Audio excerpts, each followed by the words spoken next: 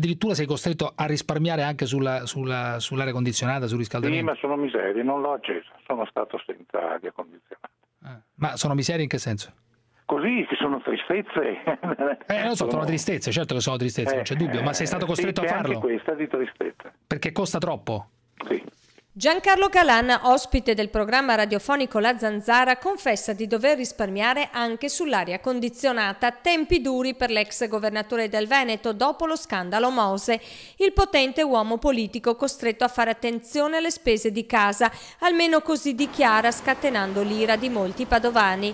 Parole però che hanno anche l'effetto di solleticare l'ironia dell'edicolante di via Facciolati. Sentendo quelle interviste molta gente si arrabbiava tanto, gli ho detto ma pigliamola un po' ironicamente perché sennò guai, nella vita già il caldo che ci porta fuori di cervello, almeno la pigliamo un po', però il signor Galan forse in questo momento non dovrebbe dire tante cose, ecco solo quello. Però insomma facciamoci due risate almeno.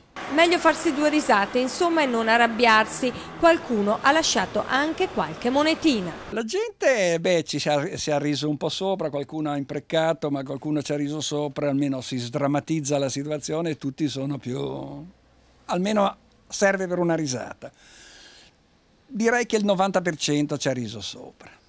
E magari qualcuno ha buttato sopra lì la monetina, ha detto beh questo qui glielo do dai un pochettino, non è che abbiamo raccolto tanto perché siamo intorno ai 30 centesimi, però insomma qualche cosa è stato fatto.